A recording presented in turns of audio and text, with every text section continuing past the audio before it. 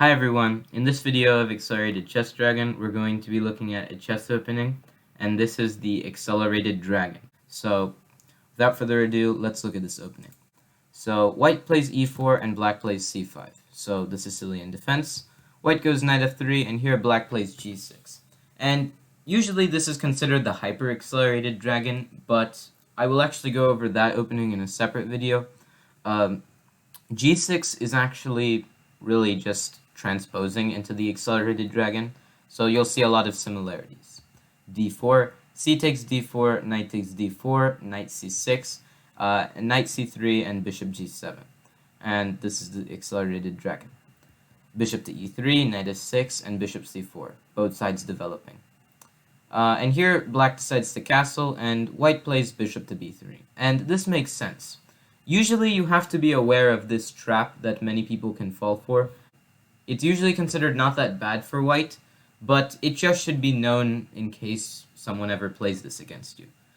Sometimes white might mistakenly play this move f3, and this can actually be a big flaw in white's opening theory because after queen to b6, there's a threat towards b2, and you're also putting more pressure towards this d4 knight, and with this bishop on g7 also eyeing this knight, there could be tricks, let's say after bishop b3, black goes knight takes e4.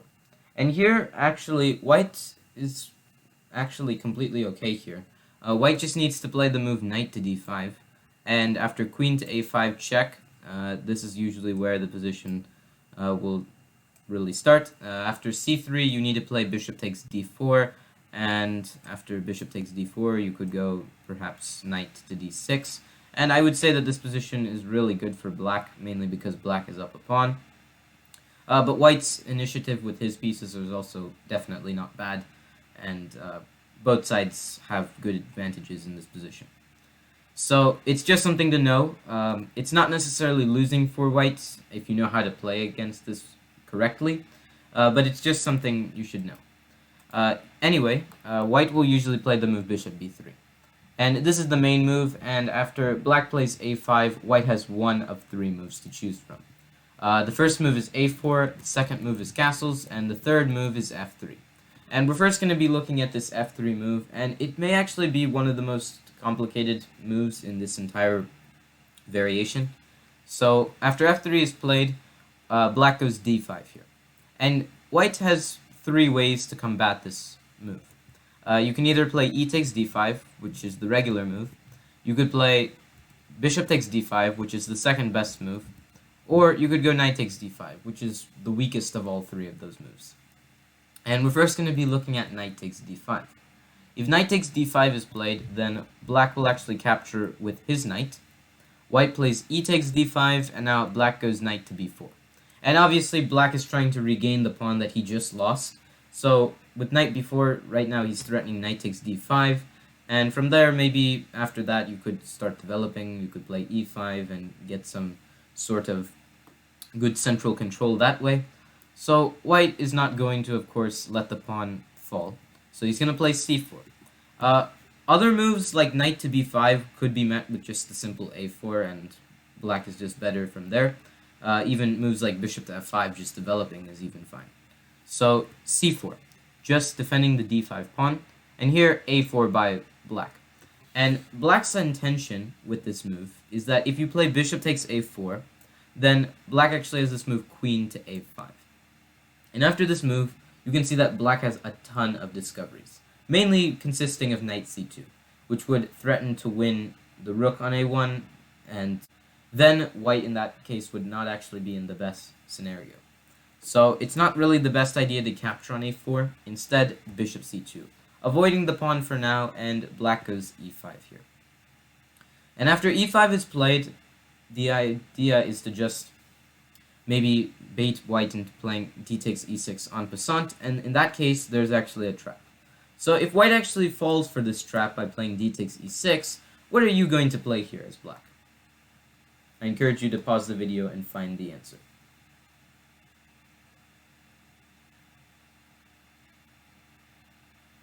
Okay, so black is actually just going to play the move bishop takes d4. And the idea is that if you play bishop takes d4 as white, then black can just capture the d4 bishop with the queen. And if you capture queen takes d4, then there's knight takes c2 check.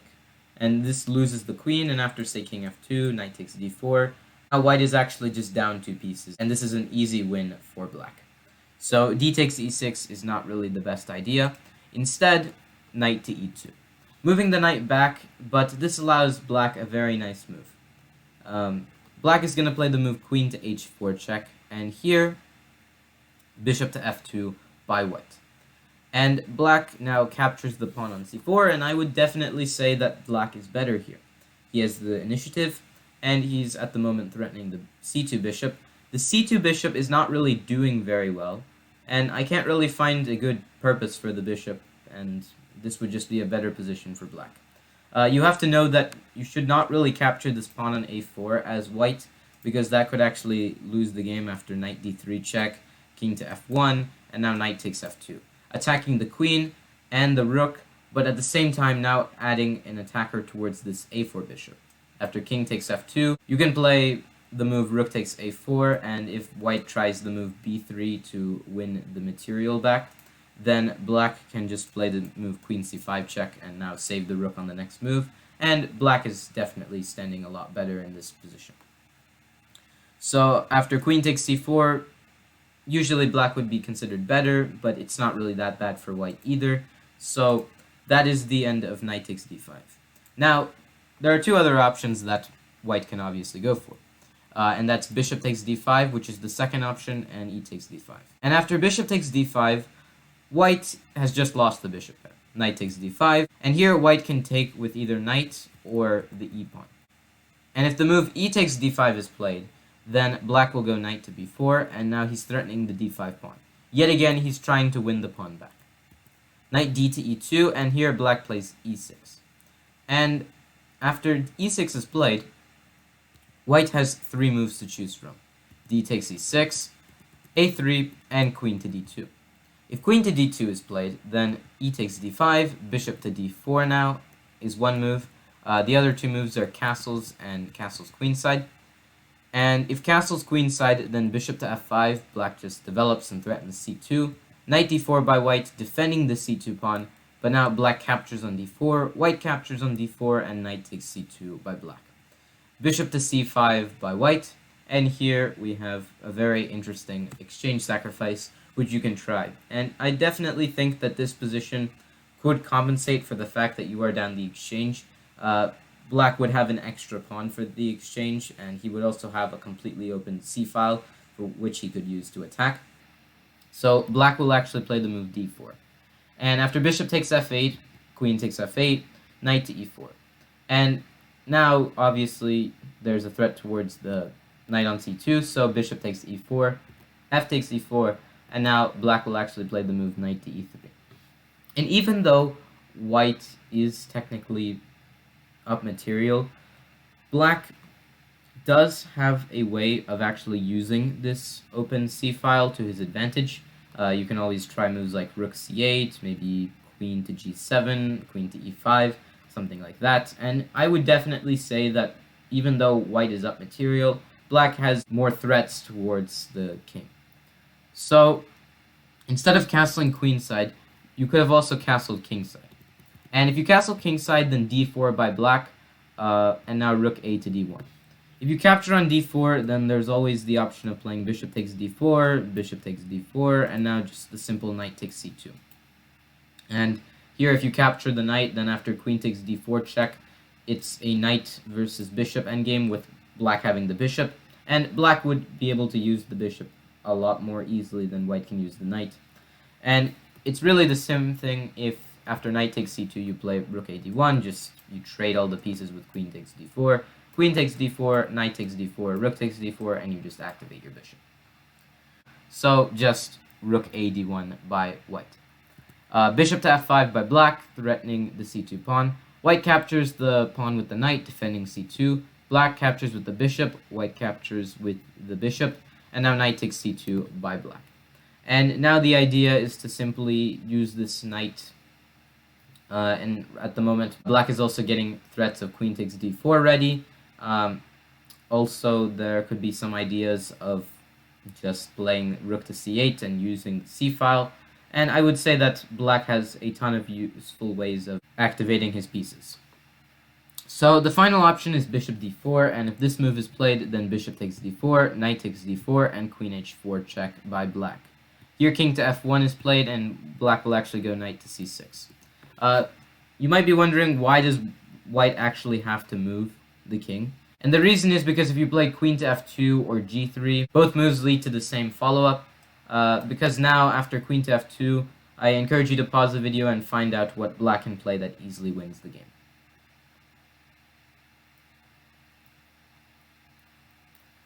Okay, so black can just capture this knight on d4, and after queen takes d4, just knight c2 check. And there's no way to defend the queen and the king at the same time, so you just play king f2 and knight takes d4. And it's really the same thing if you play g3 as well. It's really nothing different. So after g3, just queen d4, and now knight c2. So that is why the best move is to actually play king to f1. And after king to f1, black goes knight c6, trying to maybe trade the knights on c6. And the reason why black wants to do this is because if knight takes c6, b takes c6, not only has black fixed the somewhat damaged pawn structure, like an isolated pawn on d5, but also black is getting ready to play moves like bishop to a6, activating this bishop on this very long diagonal, and with the inclusion of perhaps these rooks on the e and d files, black could get a very good initiative. This would definitely favor black over white. So that is why instead of capturing on c6, knight cb5. And after bishop d7, you could say that both sides are completely equal, not really much is happening, but what black hopes to achieve is to perhaps use his rooks on the e and d file, or even the e and the c file, and white just hopes to somehow get his pieces activated. Right now, this rook on h1 isn't really doing much, so white hopes to change that in the future and hopefully get a better position for all of his pieces. So that was the move queen to d2. Now, the other option that you could try is just to play the move a3. And if a3 is played, then there's knight takes d5, knight takes d5, e takes d5, bishop d4, bishop to h6 by black, and after castles, you could say that black would have the advantage because he has the bishop pair, but white is also completely fine. White has to play against black's isolated queen pawn, and black has to just use his bishop pair effectively. And the final move, instead of playing a3 or queen to d2, is d takes e6. And after d takes e6 is played, black is actually willing to give the pawn up. So bishop takes e6 and a3. And after a3 is played, knight d5 by black, knight takes d5, bishop takes d5, and after bishop to d4, rook to e8. And this has a very, very nice trick. After rook to e8 is played, bishop takes g7 by white. But this is actually a very big blunder. Now, why is that? Well, black actually has a very, very good move here, and I encourage you to pause the video and find the move. After this move is played, white might as well resign this game. Okay, so the move is bishop to c4, and the idea is very nice. If white captures the queen, then there's rook takes d8. But not only is there a threat towards this bishop, but there's also a threat towards the e2 knight. And there's really no way to defend it. If you play, say, bishop to c3, then there's rook takes e2 check. King goes to f1, and now just rook takes c2 check. The king must go to g1, because going to e1 would just run into similar problems. So after king g1, you'll notice that none of white's pieces are actually activated, and black definitely stands better. A simple move like rook to e8 followed by rook e to e2 is an easy enough way to win the game. So queen takes d8 doesn't work, so best is bishop c3. And after bishop c3 is played, black just captures the knight on e2 with check. And if you don't capture the rook, let's say you play king to f1, then just rook to d2 check and you lose the queen. So white is forced to give up the queen for a rook and a bishop, and because white's king is completely open and it doesn't have any shelter, and the fact that black can easily include his pieces into the attack suggests us to state that white is worse, and that black has an easy way of using his queen and rook against white's two rooks and bishop. So that was the move e takes d5.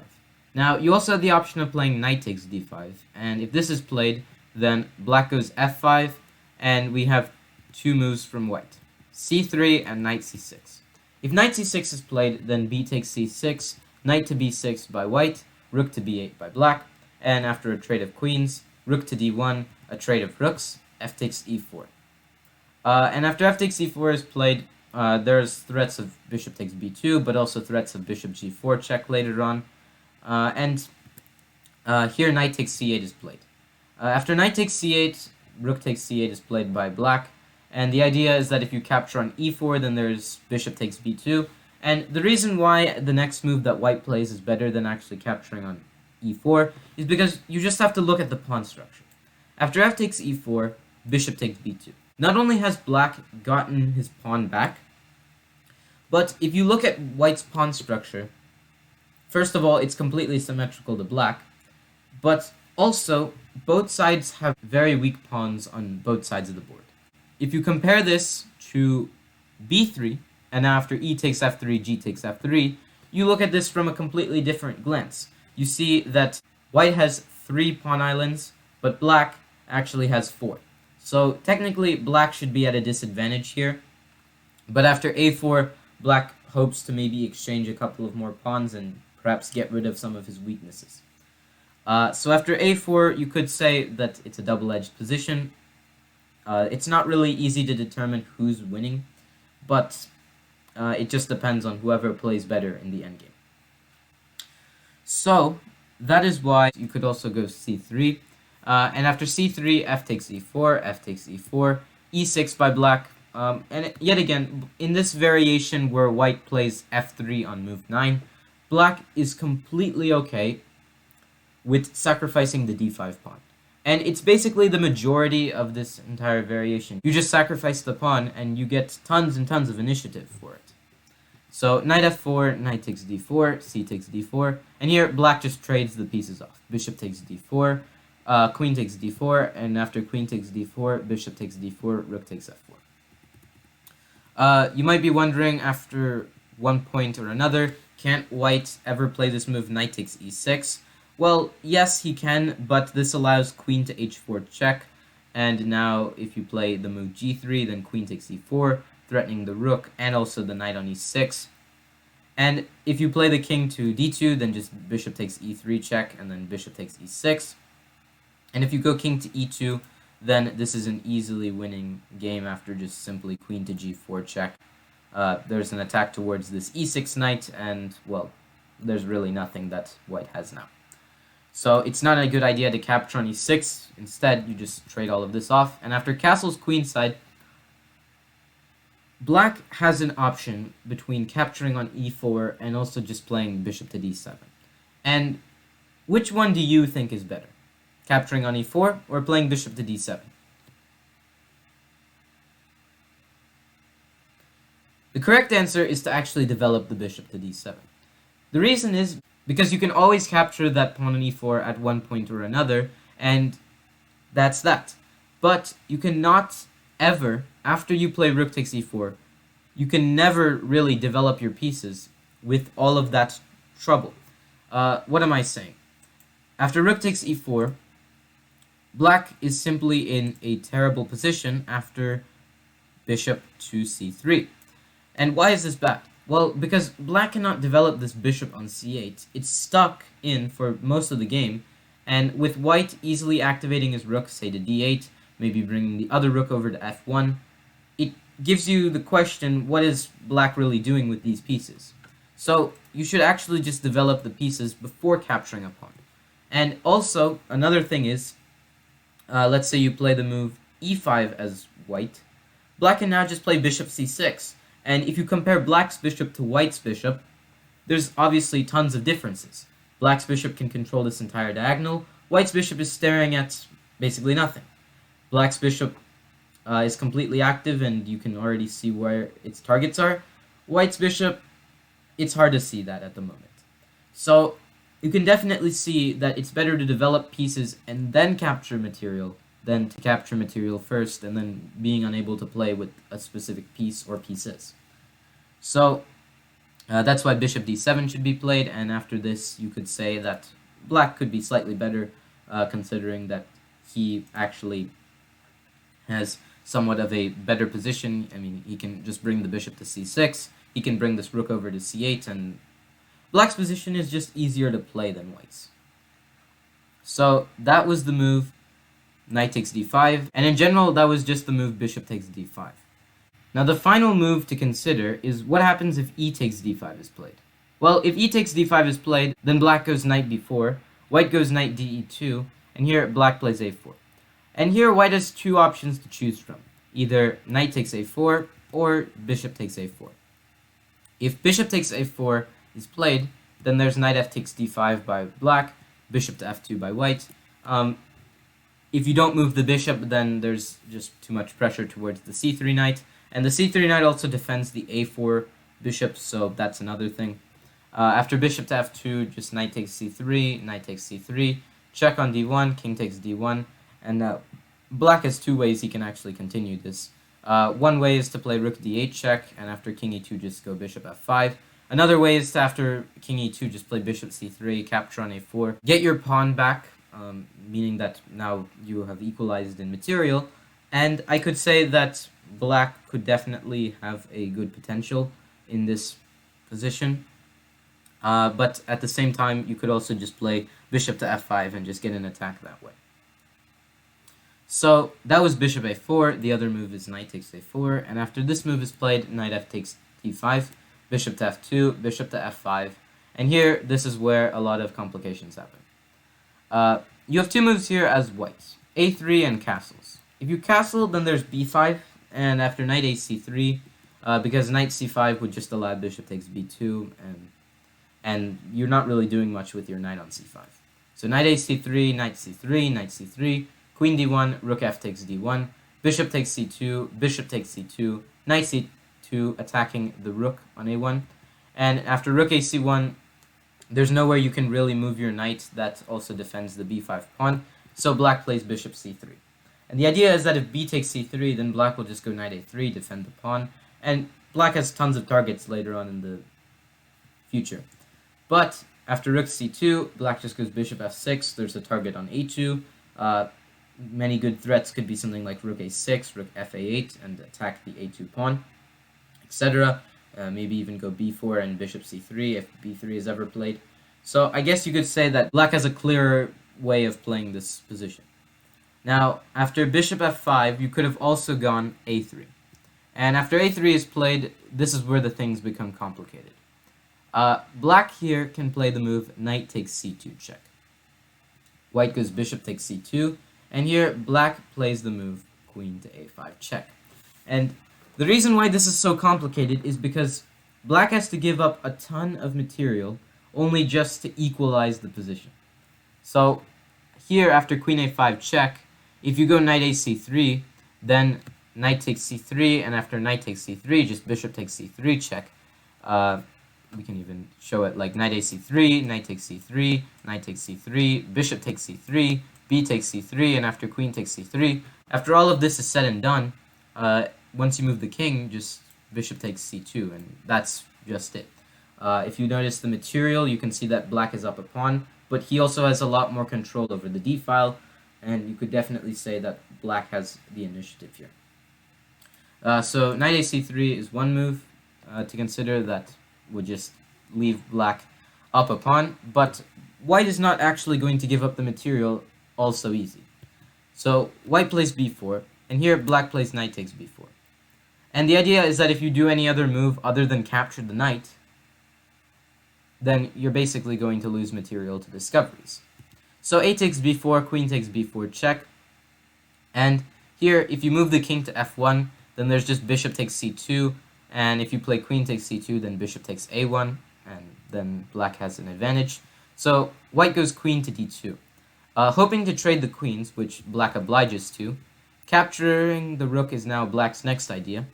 And if you capture on f5, then black is just going to capture on a4, and black has the advantage. So rook takes a1, bishop takes c2 by black, king takes c2, and here b5 by black. And after b5 is played, you can guarantee that you're not playing a rook against 3 minor pieces. So after b5, what does white do? White goes knight ec3, trying to protect the knight on a4. B takes a4, rook takes a4, rook takes a4, and after knight takes a4, this position is basically a rook plus pawn versus 2 minor pieces, and the position is generally equal. Both sides just have to play very carefully, that's all I have to say. And it just depends on which side can either play better than the other, or which side manages to make the first mistake. So that was the move f3. Now the other two moves that you can play are castles, and also just to play a4. And if castles is played, then d6 by black, and here white has 3 moves. Knight db5, f3, and h3. And if h3 is played, then there's knight takes d4, bishop takes d4, bishop d7, a4, and bishop c6. This is the general idea that black has once he trades the knights off, and that's to target the e4 pawn. Here white goes f4, and the other move that you could try is queen to d3. If queen to d3 is played, then knight d7 by black, bishop takes g7, king takes g7, and after rook a d1, knight c5. Queen d4 check, king to g8, bishop d5, keeping the bishop. Queen to b6, b3, and now knight to d7. Queen to d2, queen c5, king to h1, knight f6, and after rook fe1, rook a to d8. Bishop to c4, and e6. And the idea is that black is trying to play the move d5, white goes queen d4, a trade of queens on the d4 square, rook e d1, rook f d8, f3, and now after king f8, king g1, both sides bring their king into the game, and it just is a matter of who plays better. Black is trying to strive for the d5 break, but white is trying to stop that, and black could try to infiltrate using the weaknesses that white has created around his camp, such as g3 and f4 and even h4. So it just matters on whichever side can take advantage of the weaknesses. Otherwise, it's just a complete draw. Now, after bishop c6, the other move that you could try is f4. And if f4 is played, then just knight d7, a trade of bishops, queen d4 check, f6, knight d5, and now knight c5. f5, and here knight takes b3, c takes b3, and now bishop takes d5. You might be wondering, why does bishop takes d5 have to be played? Well, it's because the idea that white has is just to play knight f4 and then knight e6. And if you play g5, then you just weaken your king side too much after something like h4. So bishop takes d5. You have to give your last minor piece up for the knight. So after rook f7, rook e3. Black is actually okay with playing g takes f5, and after rook takes f5, now black has an idea of how to attack, and that is to use the g file. And after using that g file, you can also include the queen, you could maybe include the other rook, and it seems like it's an easy way for black to perhaps get a good initiative. Rook c3, rook g7, and after king f2, it's either a completely equal position or black somehow has a slight advantage that he could later on use to convert. The other option is to play f3, which is going to lead to knight takes d4, bishop takes d4, bishop d7, a4, and bishop c6, something really similar. And the final option is to play knight db5, and this is the main move, more or less. b6, f3, knight d7, bishop d5, of course pinning the knight to the rook on a8. So black fianchettos the bishop.